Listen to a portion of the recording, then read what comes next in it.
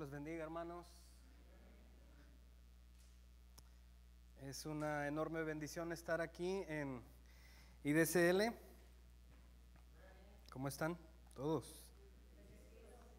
Extraño, ¿no? De que es domingo a las 5, bueno, ya son las 5:30.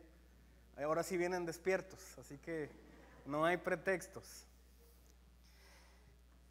En el mes pasado, hermanos, el 31 de octubre, lo que muchos conocen como Halloween, en Alemania hace 508 años explotó lo que se conoce históricamente como la Reforma Protestante. Y este gran evento, hermanos, no solamente fue un evento que fue encabezado por Martín Lutero, sino más bien fue como que la explosión fue en su momento, pero atrás de él hubo varios reformadores. Cuando él llegó a pronunciar el mensaje que iba en contra al movimiento católico romano, y de ahí vienen las 5 solas, las muy conocidas, pero una de ellas que retumbaba demasiado era que solo Cristo salva a través de la fe. Solamente Cristo, solamente por gracia, solamente por fe, a través de las Escrituras.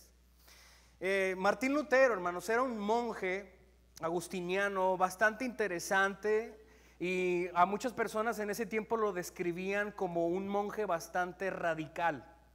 Era una persona que pasaba horas, días en ayuno hasta llegar a desmayarse de dejar de comer, de dejar de tomar agua o comer alimentos. Era tan extremo que al día, todos los días pasaba en confesiones. Ya ve que los católicos se confesan con el Padre 6 horas seguidas, 6 horas todos los días. Él describe o se describe a sí mismo como lo narra en estas partes que voy a leerles. Dice: fui un buen monje y cumplí las reglas de mi orden tan estrictamente que podría decir que si alguna vez un monje llegaba al cielo por su vida monástica, era yo. Todos mis hermanos en el monasterio que me conocieron bien lo respaldarían. Si hubiera seguido por más tiempo, me hubieran matado con vigilias, ayunos, lecturas y otras obras. Martín Lutero, hermanos, era tan extremo, pero una de las cosas que él dejó ver en su biografía, en su forma de vivir, es que él estaba en búsqueda de tranquilizar su alma, porque él sentía una constante necesidad de buscar paz en su corazón. Él se sentía culpable y pasaba demasiadas horas orando al Señor, pasaba demasiadas horas en ayuno, pasaba demasiadas horas estudiando la palabra de Dios, pero no satisfacían los rituales católicos romanos, las confesiones, las laceraciones que comúnmente hacían los monjes, no satisfacía, y había una intranquilidad en su alma. No está satisfecho.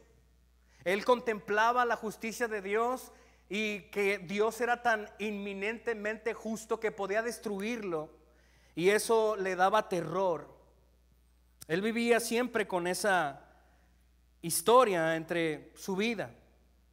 Así que Martín Lutero, hermanos, en algún momento, al fin, por la misericordia de Dios, meditando día y noche, prestó atención al contexto de la palabra de Dios y tomó la carta a los romanos y la comenzó a leer y la comenzó a estudiar, y llegó al momento donde él leyó lo que estaba escrito cuando dice que el justo por la fe vivirá. Y en ese momento, hermanos, como si fuera un milagro, porque realmente lo es, un rayo de luz, hermanos, esclareció la oscuridad de su corazón, y por primera vez en su vida, la búsqueda de la tranquilidad, de la paz, de querer estar salvo y satisfacer al Señor, ya no por rituales, sino por su gracia, tuvo cabida en este pasaje. Él quería ser justo a través de las obras, pero él sabía que no podía llegar a esa justicia hasta que el Espíritu de Dios abrió el entendimiento de su corazón para poder ver la gloria de Cristo en esta porción de la palabra: el justo por la fe vivirá. Qué glorioso, hermanos. El mayor milagro que Dios produce en los seres humanos es que podamos ver su gloria en un mundo ciego, en un mundo donde hay oscuridad al por mayor. El mayor evento, hermanos, es poder observar, entender, rumiar y ser transformado por la gloria de Dios. Ahora, esto es interesante porque muchos de nosotros creemos agradar a Dios con nuestras obras. Todavía está eso. La Reforma Protestante vino a tratar de derrumbar ese concepto de que el cristiano es salvo a través de las obras y a través de la gracia. Cuando Martín Lutero se pone de pie ante el concilio en la Dieta de Worms con Carlos V y los que decían retráctate de lo que tú dices, Martín Lutero decía, es que si ustedes me demuestran con la Biblia que yo estoy equivocado, yo me retracto. El punto era que no podía retractarse porque la palabra de Dios enseñaba que la justicia es a través y solamente por la fe, no por obras. Y ese fue el gran problema que hubo en la Reforma Protestante, hermano. Los católicos romanos creen que la salvación es por las obras y la fe, pero la palabra de Dios enseña que es solamente por la fe. El apóstol Pablo dice eso en Efesios capítulo 2 versículo 8, que somos salvos por la gracia por medio de la fe, y esto es el don del Señor, la fe. El apóstol Pablo, y quiero que vaya ahí conmigo por favor, en la segunda carta a los Corintios capítulo 3 versículo 18, describe el evento sobrenatural y el maravilloso milagro de cómo se produce la salvación en las personas. Pero no solamente eso, sino lo que produce la salvación en las personas. Él habla desde el versículo 18 y el capítulo 4, que también lo vamos a leer, desde el versículo 1 al 6. Él dice cómo es que se produce la salvación en el corazón de las personas que están en oscuridad, en condenación, pero después también explica qué es lo que hay después de que tú ya has sido salvado. Dice la palabra de Dios, versículo 18, segunda de Corintios 3, pero todos nosotros, con el rostro descubierto, contemplando como un espejo la gloria del Señor, estamos siendo transformados en la misma imagen de gloria en gloria, como por el Señor el Espíritu. Versículo 1 del capítulo 4. Por tanto, puesto que tenemos este ministerio, según hemos recibido misericordia, no desfallecemos, más bien hemos renunciado a lo oculto y a lo vergonzoso, no andando con astucia ni adulterando la palabra de Dios, sino que mediante la manifestación de la verdad nos recomendamos a la conciencia de todo hombre en la presencia de Dios. Y si todavía nuestro evangelio está velado, para los que se pierden está velado, en los cuales el Dios de este mundo ha cegado el entendimiento de los incrédulos para que no vean el resplandor del evangelio de la gloria de Cristo, que es en la imagen de Dios. Porque no nos predicamos a nosotros mismos, sino a Cristo Jesús como Señor, y a nosotros como siervos de ustedes por amor de Jesús. Y versículo 6, pues Dios que dijo, de las tinieblas resplandecerá la luz, es el que ha resplandecido en nuestros corazones para la iluminación del conocimiento de la gloria de Dios en el rostro de Cristo. Padre eterno, Señor bendito, estamos delante de tu presencia, Señor, y con temor y temblor y por los méritos de Cristo nos presentamos, Señor, pidiéndote que perdones nuestras faltas y que tu Espíritu Santo nos esfuerce a vivir dignamente del Evangelio. Padre, da vida donde no hay vida, Señor, y da luz donde hay oscuridad en los corazones que aún no te conocen. Porque te lo pedimos en el precioso nombre de Jesús. Amén. En el capítulo 3, hermanos, hay un evento que el apóstol Pablo está describiendo y es maravilloso porque él está hablando un poco acerca del antiguo pacto, específicamente en Éxodo capítulo 34.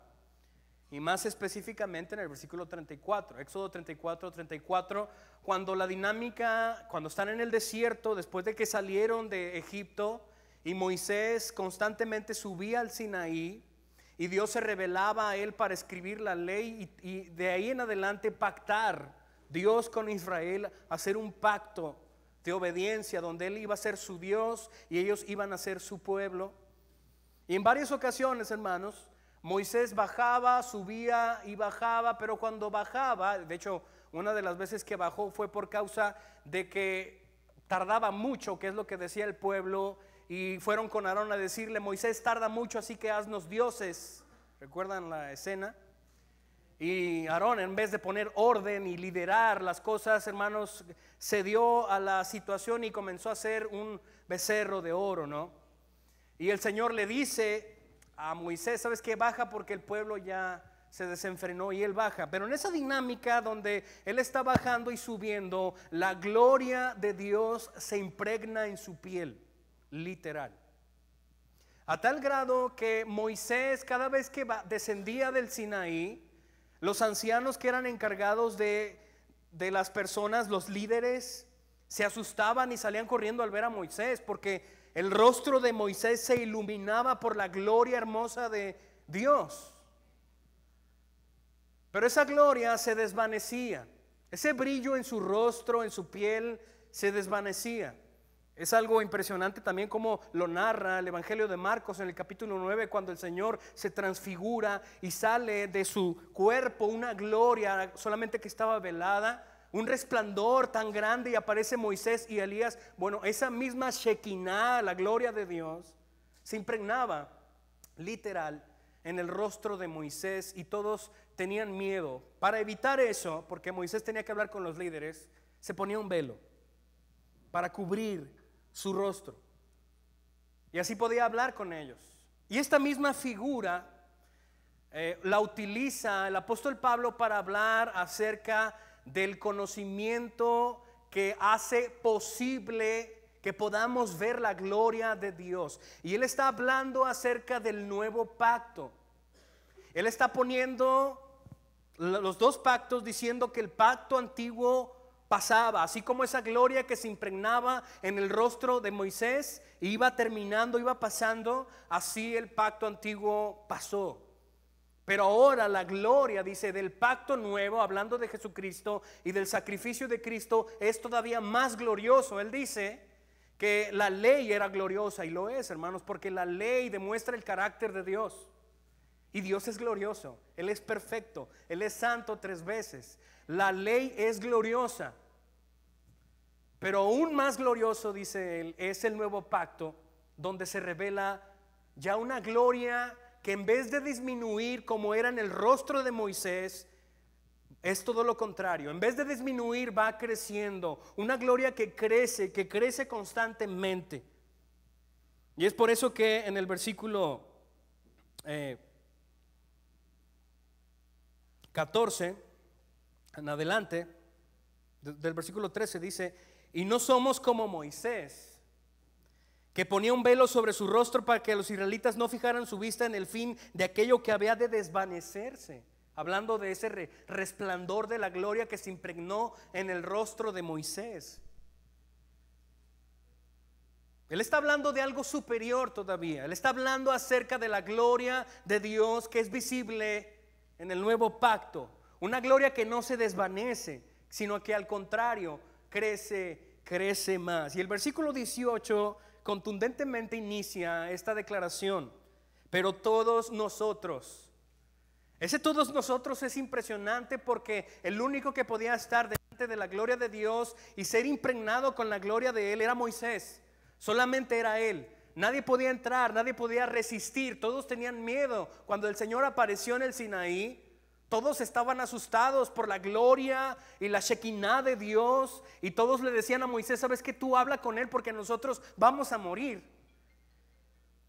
Pero ahora, hermanos, este nuevo pacto no solamente entra uno, entran todos. Pero todos nosotros, con el rostro descubierto, contemplando como un espejo la gloria del Señor.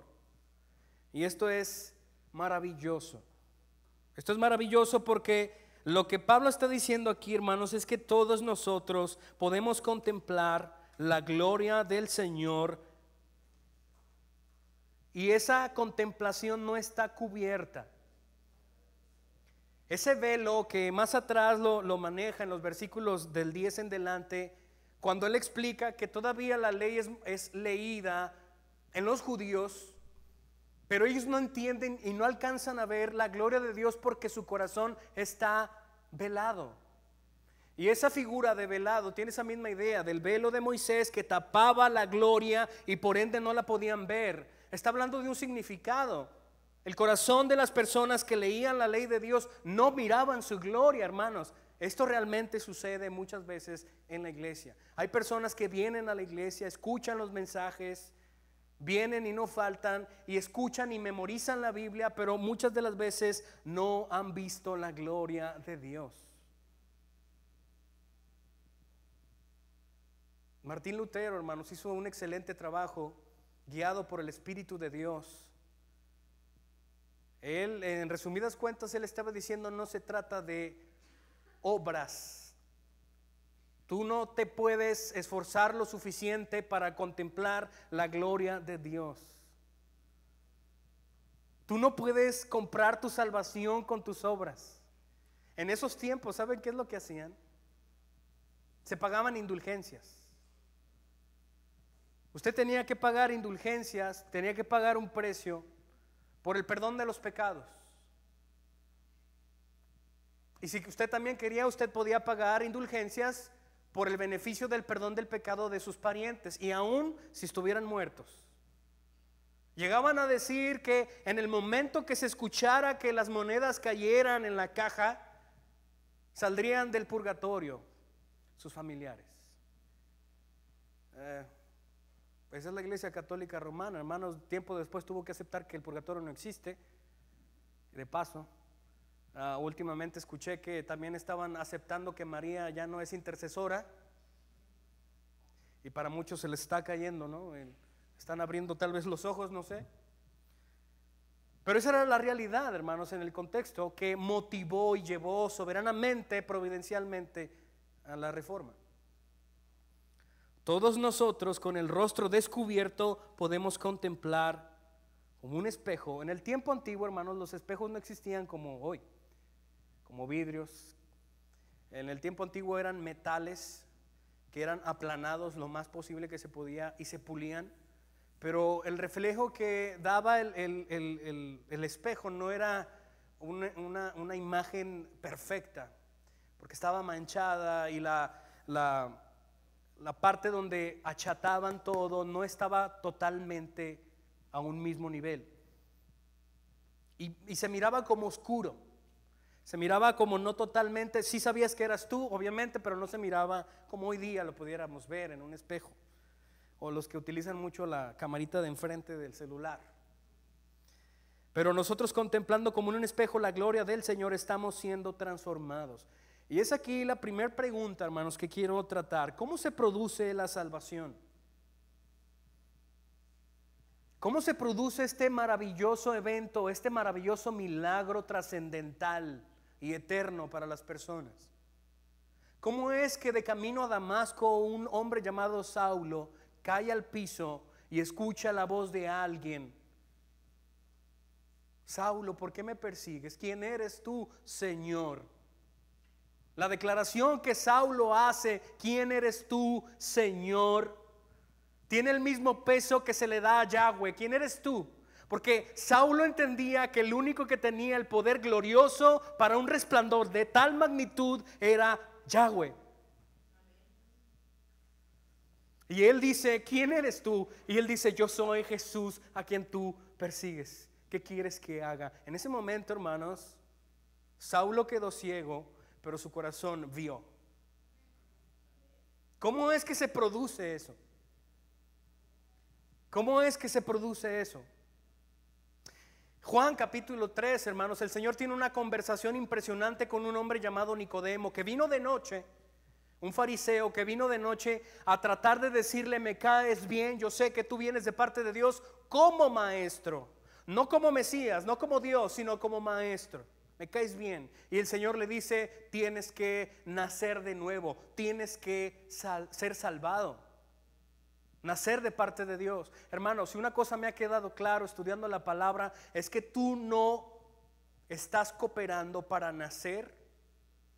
¿A ti no te tomaron en cuenta para nacer? ¿O sí? El día que tú naciste en este mundo, ¿te preguntaron, ¿quieres nacer? No, ¿verdad? Bueno, mucho menos cuando naces de nuevo. Nosotros no colaboramos para eso. El Señor le dice a Nicodemo, te es necesario nacer de nuevo para que puedas ver el reino de Dios. Y una vez más le vuelve a decir, te es necesario nacer de nuevo para que puedas entrar al reino de Dios. Pero Nicodemo no entendía de lo que estaba hablando, porque su corazón estaba entenebrecido y lleno de orgullo y de incredulidad. Interesantemente, hermanos, en el capítulo 19 de Juan, cuando el Señor Jesús ya es asesinado en la cruz, hay dos hombres que aparecen en escena para pedir el cuerpo de Jesús. Uno de ellos se llamaba José de Arimatea, quien profetizado estaba que él iba a entregar su lugar para sepultarlo, el cual nunca había sido usado. Pero había otro hombre que llevó 32 kilos de perfume para ponerlo en el cuerpo de Jesucristo el Mesías. Y saben, ese gesto solamente era para reyes. ¿Y saben quién fue ese hombre? Fue Nicodemo, que fue de noche, pero ahora está yendo de día, siendo fariseo. ¿Cómo es que se produce eso? ¿Cómo sucede eso, hermanos? La palabra de Dios nos enseña que todos hemos pecado y estamos separados de la gloria de Dios en oscuridad. Juan el apóstol escribe en el primer pasaje, en el primer capítulo, que la luz vino, hablando de Jesús, el logos de Dios, la palabra encarnada, Dios en carne humana, vino a revelar la gloria de Dios. La luz vino, Él era la luz. Juan no era la luz, dice Juan el Bautista. Juan el apóstol dice, Juan no era la luz el Señor.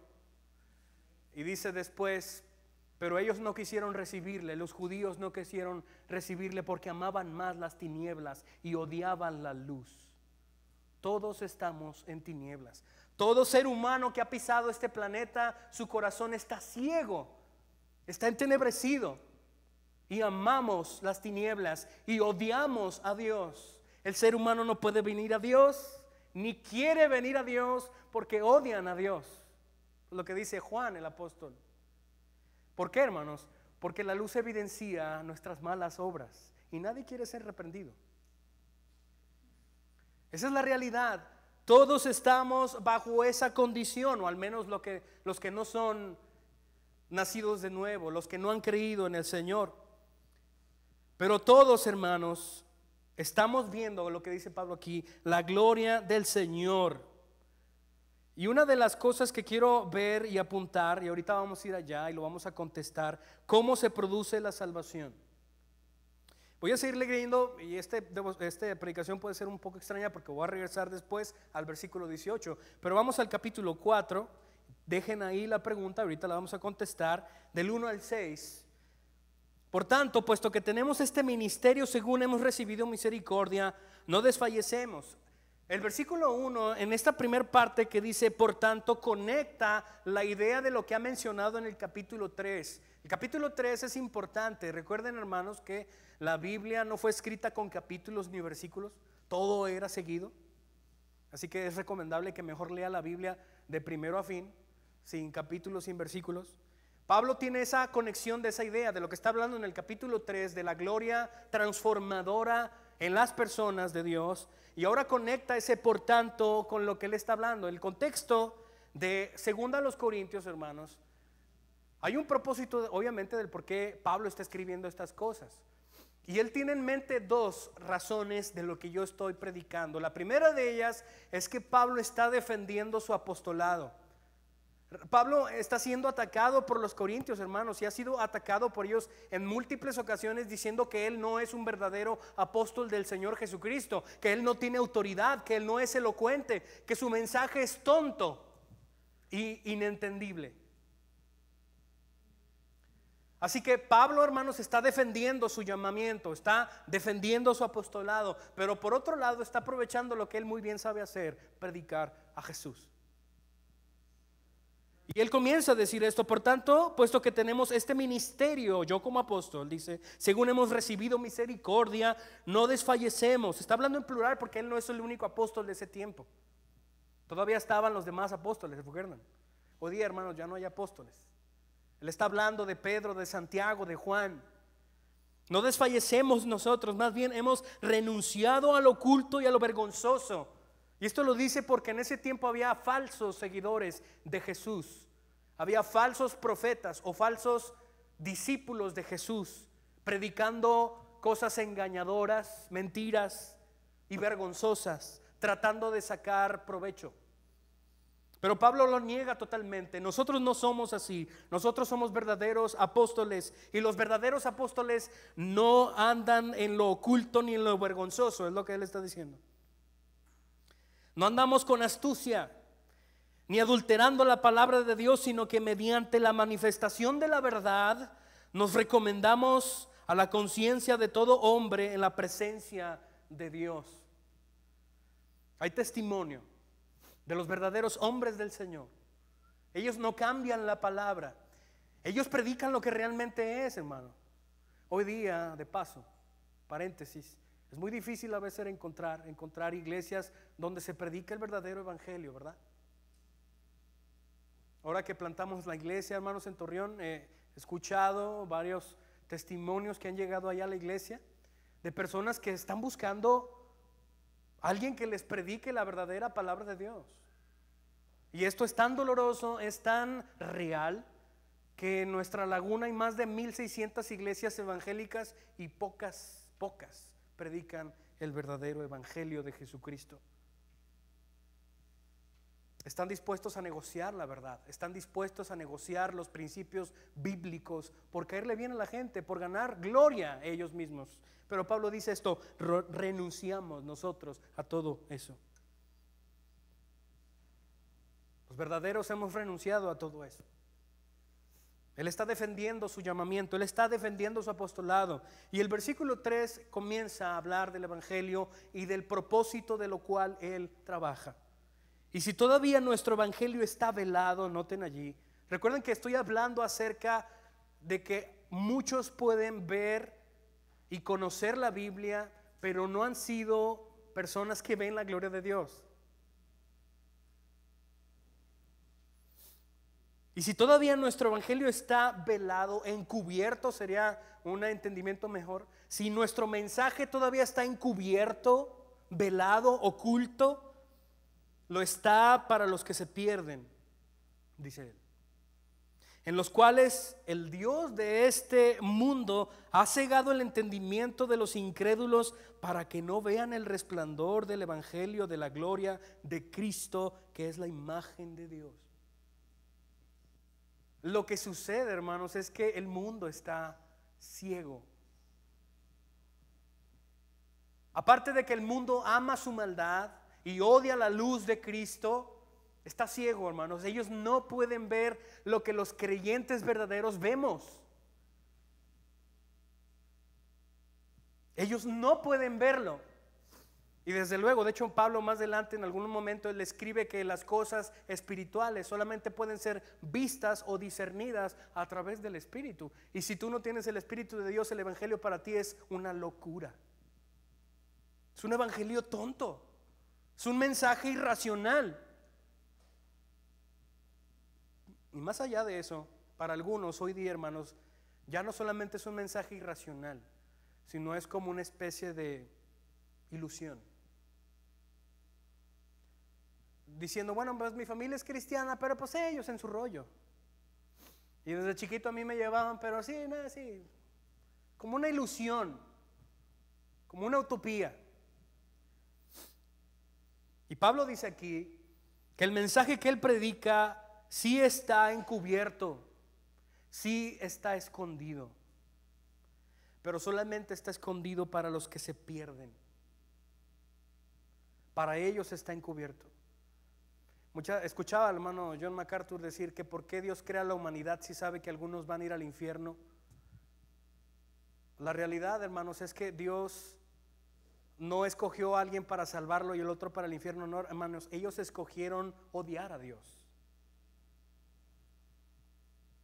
Los que vayan a ir a la condenación, hermanos, merecen esa condenación porque no creyeron en el Señor. Simplemente. Porque la salvación es por fe.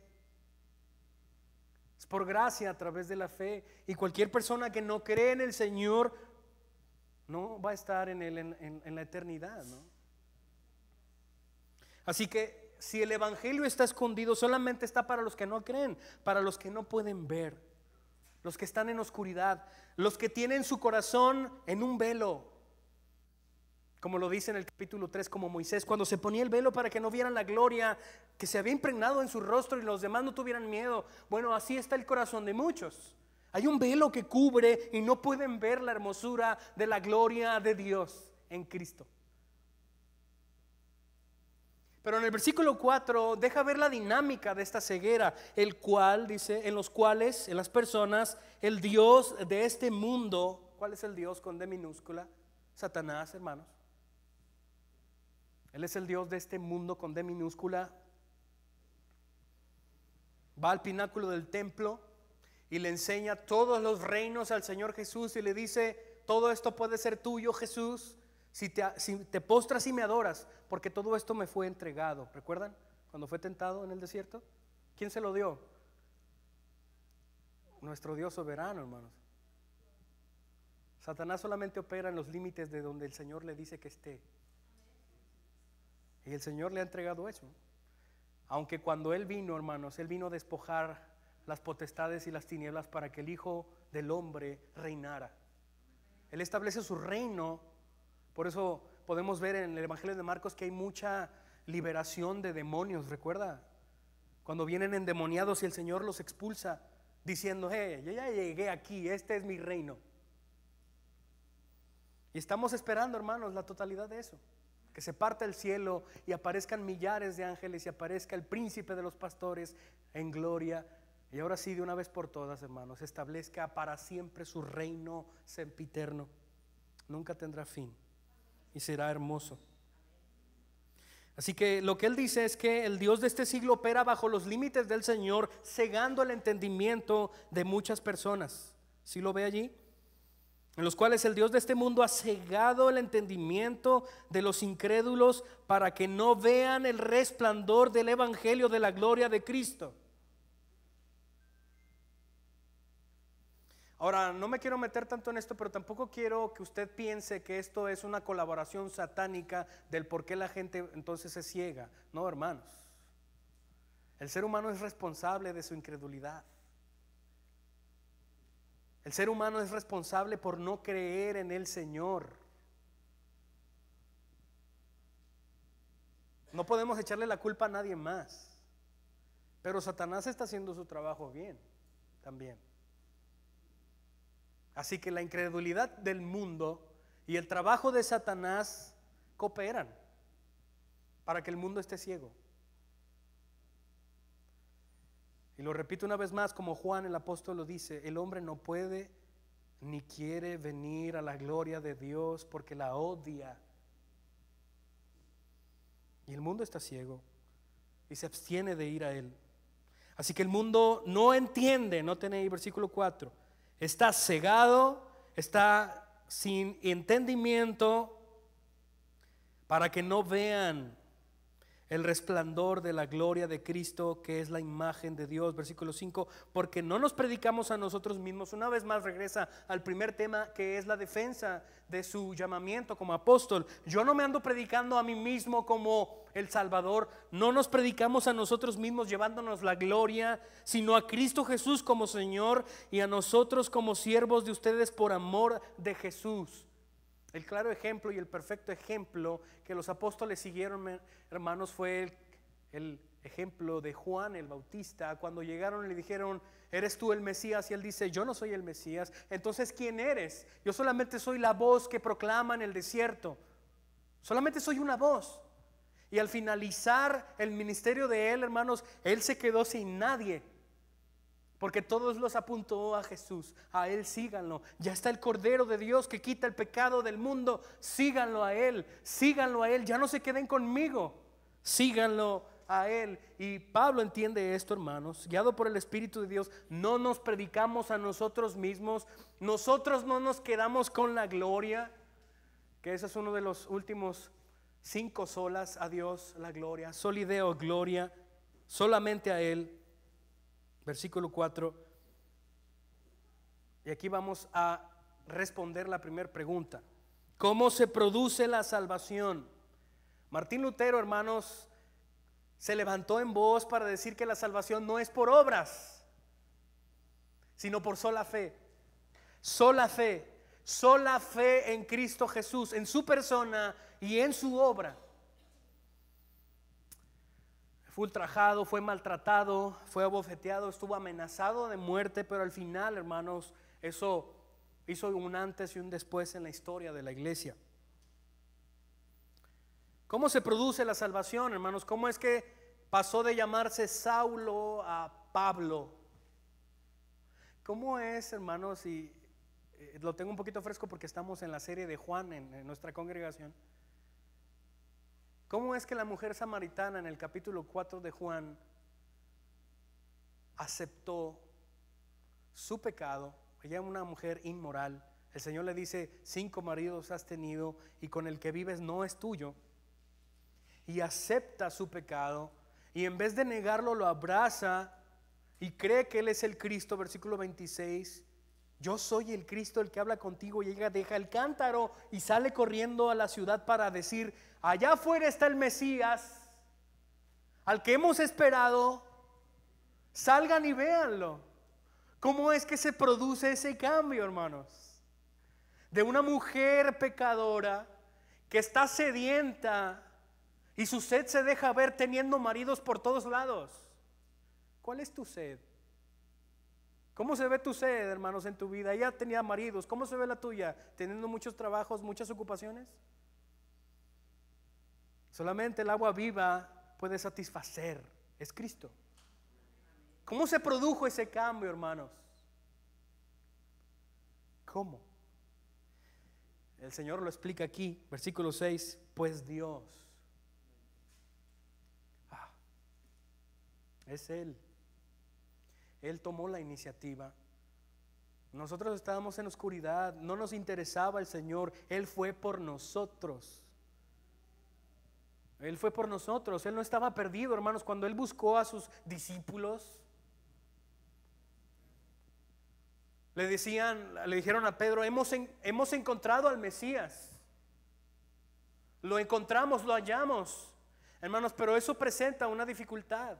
Como si el Mesías estuviera perdido, pero la realidad no era esa, hermanos. El Mesías no estaba perdido. Los perdidos eran ellos. Así como tú y como yo, que nos descarriamos como ovejas y salimos del redil, y el pastor deja las 99 para ir a buscar una sola oveja que se perdió. Tú y yo éramos los perdidos. Pues Dios, versículo 6, ¿qué dijo? Y estos dos partes podemos sacar tanto que decir. Hermanos, Dios salva a través de su palabra, no de rituales. Dios salva a través de su palabra. La misma idea que tiene aquí el Espíritu Santo a través de Pablo conecta lo que hace el Señor con Juan el apóstol en Juan capítulo 1 versículo 1 en el principio, con lo que hace en Génesis también Moisés. ¿Qué es lo que hace el Señor en la eternidad pasada cuando empieza a crear el universo? ¿Qué es lo que hace para crear la tierra? Habla, ¿verdad? Él no agarró un martillo y no, Él habló y las cosas se hicieron. Y Él sustenta el universo, como dice Hebreos capítulo 1, por el poder de su palabra. Hermanos, si Dios se olvidara de ti, hermanos, te desintegrarías como el polvo en el aire. Dios te sustenta porque su misericordia se acuerda de ti todos los días. Él dijo, Él abrió la boca, por así decirlo, Y dijo, fíjense lo que dijo cuando se produce la salvación: de las tinieblas resplandecerá la luz.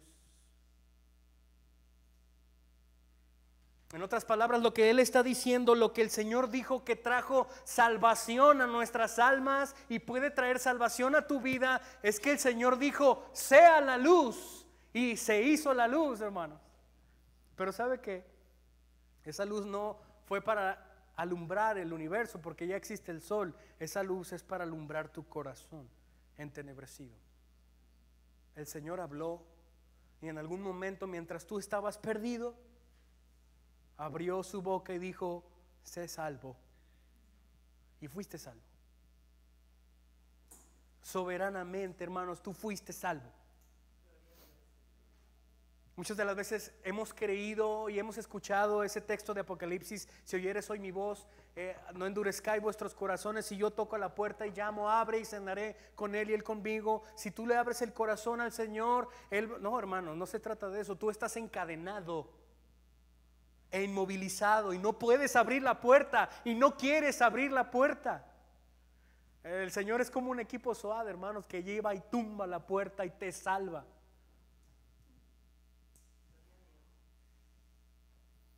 Si nosotros estuviéramos en tinieblas, hermanos, nosotros nunca querríamos ser salvados, porque ese es el gran problema de la incredulidad, el orgullo. Una persona orgullosa no cree necesitar salvación. Tienes que ver primero tu inmundicia. Así que el Señor dice, sea la luz. Y hermanos, la luz alumbra todo. Y cuando la luz viene aquí al corazón, contemplas quién eres tú realmente. Cuán en bancarrota estás. Cuánta sed tienes, porque todos nacemos con sed insaciable. Contemplas tu pobreza, hermano, hermana. Contemplas tu inmundicia, tu pobreza espiritual, la contemplas. Tu suciedad, la contemplas. Tu muerte, la contemplas. Pero a la misma vez, esa iluminación del Espíritu de Dios te deja ver la hermosura y la gloria de Cristo. Créeme, hermano, que si tú comparas tu inmundicia con la gloria y la hermosura de Cristo, tú vas a ir a Él. Porque antes no veías nada y ahora puedes ver su gloria y su hermosura. ¿Quién no querría estar con alguien así?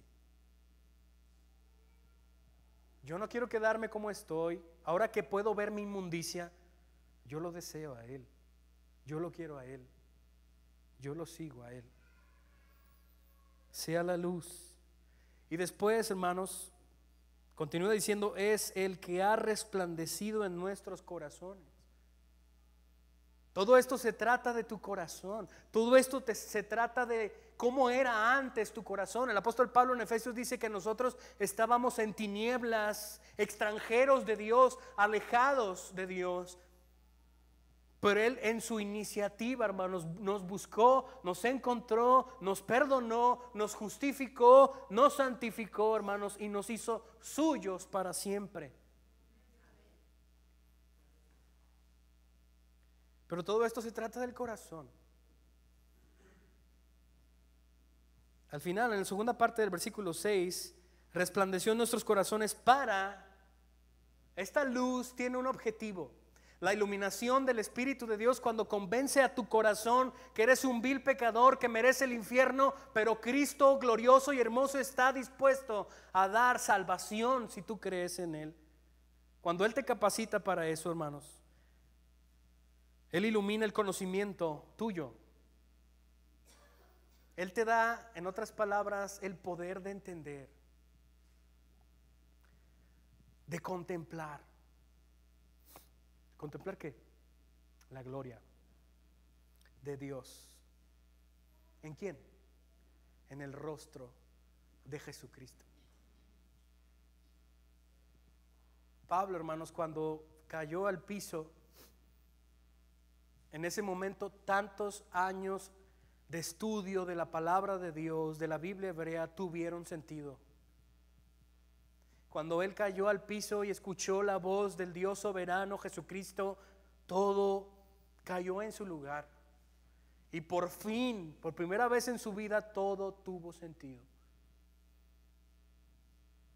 Es por eso que él se lamenta mucho cuando él habla de que él antes fue perseguidor de la iglesia, inmundo. ¿Cómo estaba yo tan mal, tan ciego? Ahora puedo ver. ¿Cómo eras tú antes de él, hermano? ¿Qué tan perdido estabas? Y si tú no tienes a Cristo hoy, ¿qué tan perdido estás? ¿Puedes entender eso? ¿Puedes ver tu alma? ¿Qué tan perdido estás? Para la iluminación del conocimiento de la gloria de Dios en el rostro de Cristo. La respuesta a la pregunta, hermanos, ¿cómo se produce la salvación? Así. ¿El Señor qué hace? Habla. ¿A poco no es maravilloso Él? Hay una ilustración que ha manejado que también está en Ezequiel, en el libro de Ezequiel, en el Antiguo Testamento, donde capítulo 16, donde el Señor pasa en una ilustración a Israel como un bebé recién nacido que está tirado en el piso con el cordón umbilical lleno de sangre, a poco tiempo de morir. Y el Señor dice que pasa, es una analogía para decir que nadie quería a Israel, fue inmundo Israel desde el principio, pero todo lo que Israel tenía fue porque Dios se lo dio. La grandeza y la gloria la obtuvo de Dios. Y Él dice: yo pasaba y te vi en tus sangres, a punto de morir, y te dije, ¿qué fue lo que dijo? Vive. ¿Y qué pasó? Y viviste. En algún momento que Dios determinó, hermanos, que tú fueras salvado, pasó igual. Tú ibas caminando en tu vida, perdido en tu vida, ocupado en tus cosas, y alguien te predicó el evangelio del Señor, escuchaste su palabra y el Señor dijo: vive. ¿Y qué pasó? Viviste, hermano. Así como nada se puede resistir a la palabra de nuestro Señor, cuando Él dijo: háganse los cielos y la tierra, hermanos, se hicieron porque se hicieron, porque Él es soberano, porque Él es totalmente poderoso.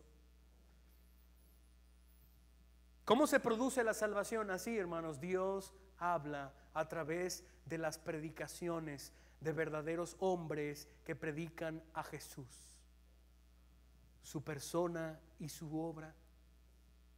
No es a través de rudimentos, no es a través del paso 1, paso 2, confiesa, no se trata de rudimentos religiosos, no, hermanos, se trata de que Dios lo diga y tú serás salvado. Tú contemplarás la gloria de Dios, dejarás la ceguera para poder ver la gloria y la hermosura de Dios en el rostro de Jesucristo.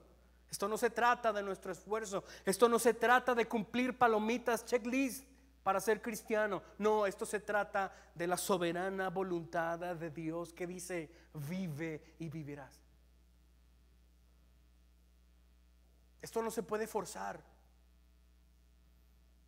A través de los años de ser ministro, hermanos, yo he visto y he bautizado muchas personas que pasan por el paso 1, 2, paso 2, los estudios, todos se bautizan, después de 1 año y medio ya no están en la iglesia. ¿Por qué?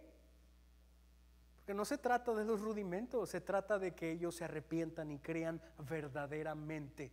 ¿Y cómo va a ser eso posible? Tienen que ver la gloria de Dios por su palabra. Nuestra parte, hermanos, es arrepentirnos y creer en el Señor.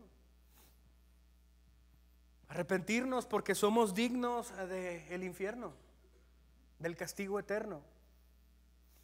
Pero estamos conscientes y debemos estar conscientes que la gracia del Señor está lista para recibirte, a todo aquel que crea en Cristo. ¿Qué produce entonces la salvación, hermanos? Y voy a ir más rápido.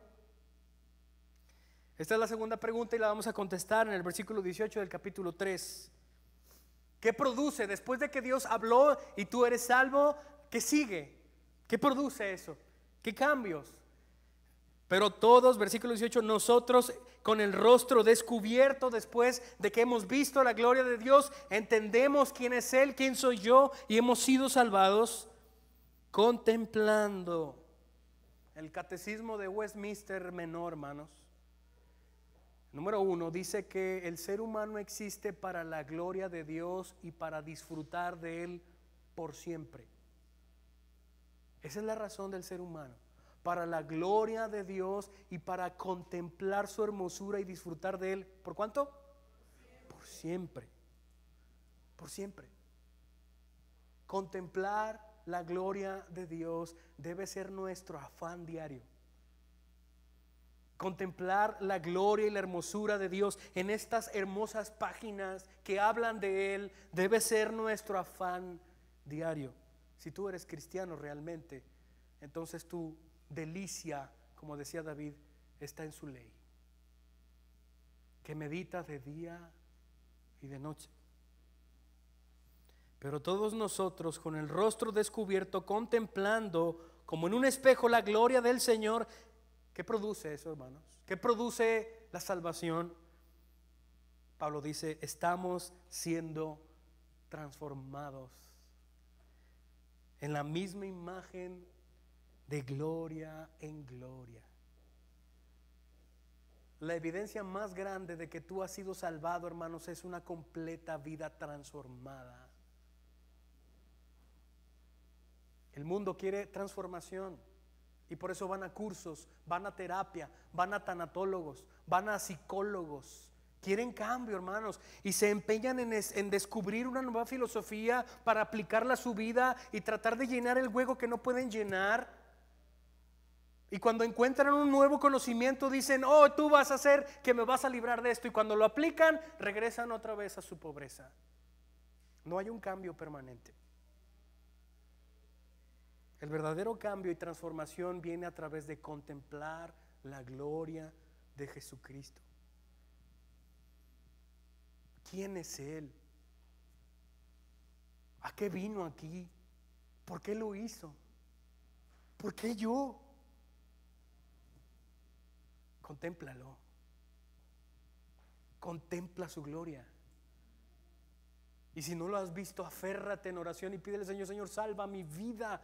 Salva mi vida, no te conozco. Uno de los grandes problemas que yo he escuchado en muchas investigaciones de la iglesia, hermanos, es tan angustiante. Escuche bien, por favor, esto.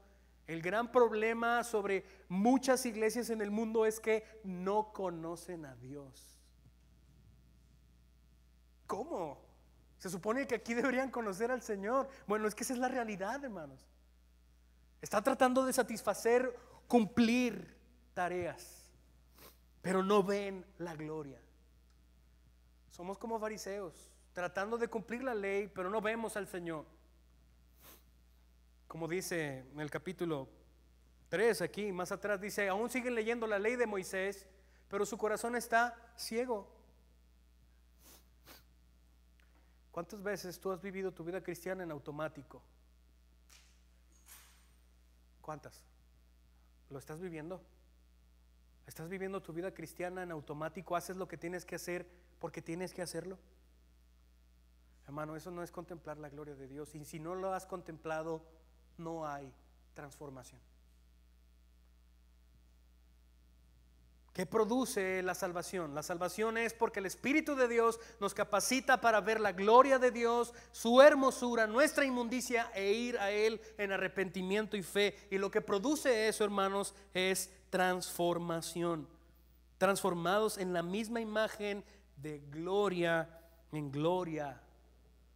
Esto es santificación progresiva, hermano. El trabajo del Espíritu de Dios es, no te va a dejar así como tú eres.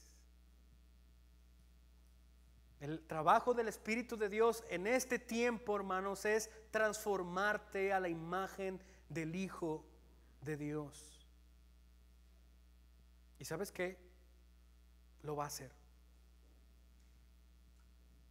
Lo va a hacer. Para los que realmente son de Él, llegará ese momento. Como dijo Pablo, estoy convencido que el que comenzó la buena obra en mí, la perfeccionará hasta el final. contempla su gloria.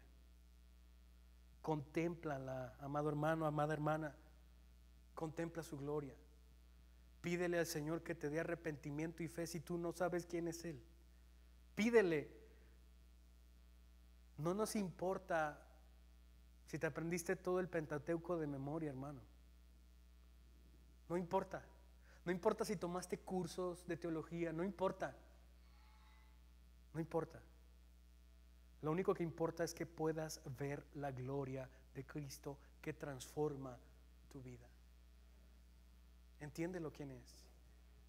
Todo esto recae en una sola cosa. ¿Cómo contemplamos al Señor? ¿Cómo lo contemplamos, hermanos? ¿Cómo vemos su gloria? ¿Cómo yo puedo esforzarme para eso? Ya está claro que es obra del Espíritu, pero cuando ya lo ves, ¿qué es lo que tengo que hacer?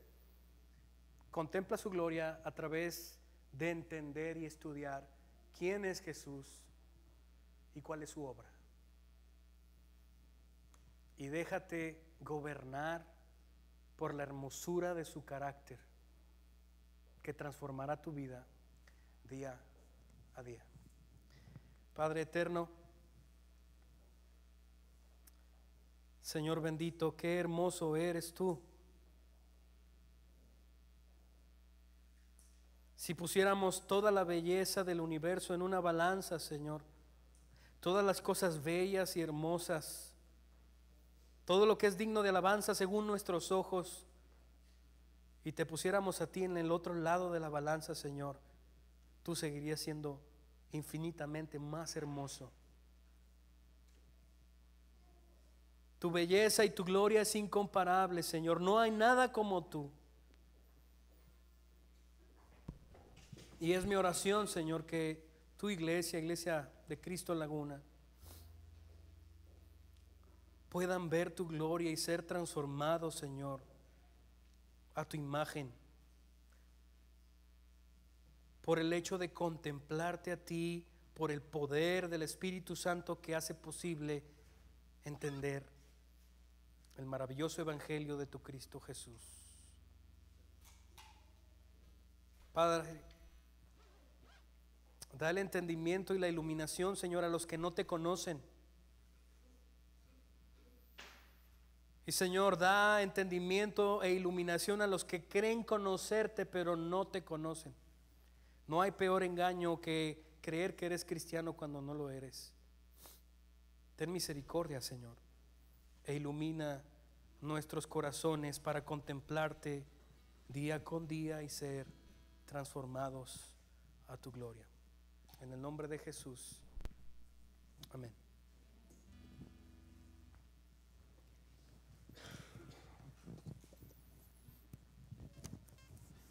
Dios los bendiga, hermanos. Es un gusto estar aquí con ustedes nuevamente. Estamos muy contentos de verlos de nuevo, de ver a algunos hermanos que ya teníamos un tiempo que no los veíamos. Y damos gracias a Dios también por caras nuevas que estamos viendo. Estamos muy contentos de lo que el Señor está haciendo aquí en esta iglesia, en Iglesia de Cristo Laguna. Y ha llegado el momento, hermanos, un momento glorioso, sublime, que es el momento de la Santa Cena. Y voy a pedir que por favor los que toman la Santa Cena se pongan de pie.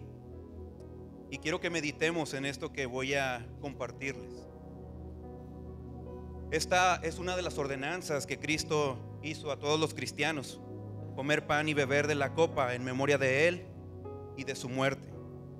La Cena del Señor es una celebración, hermanos, de la presencia de Dios en medio de nosotros. Nos reúne en comunión con Dios y unos con otros, alimentando y nutriendo nuestras almas, y también nos anticipa el día en que comeremos y beberemos con Cristo en el reino. El pan y el vino, el cuerpo y la sangre de Cristo en la Cena del Señor, hermanos, son una representación del sacrificio del pacto. Él se entregó a sí mismo como un sacrificio en nuestro lugar para el perdón de nuestros pecados. Así que cada vez, hermanos, que celebremos la Cena del Señor, debemos recordar el significado y la importancia de la muerte de Jesucristo a favor nuestro. La cena del Señor, hermanos, como les decía, es una celebración, una reunión con nuestro Dios, de su presencia con nosotros, una comunión íntima donde disfrutamos con Él. No solo tenemos comunión con el Dios vivo por su gracia, por lo que Jesús hizo por nosotros en la cruz, sino que tenemos comunión unos con otros cuando estamos unidos al Señor Jesucristo. Estamos unidos a todos los que están unidos también con el Señor. La cena, hermanos, nos nutre espiritualmente. Es un medio de gracia. Es uno de los métodos que Dios ha designado para edificarnos, nutrirnos, confirmar nuestra fe y fortalecernos para crecer. Y la cena del Señor es un anticipo de esa gloria venidera. Gloria a Dios, hermanos. Vamos a orar, por favor. Bendito Dios, participamos de la cena del Señor en obediencia reverente. No queremos recibirla indignamente. Así que vinimos en arrepentimiento y fe. Ayúdanos, Señor, a perdonar los pecados de aquellos que nos han ofendido, especialmente, Señor, de los creyentes con quienes compartimos el pan y la copa.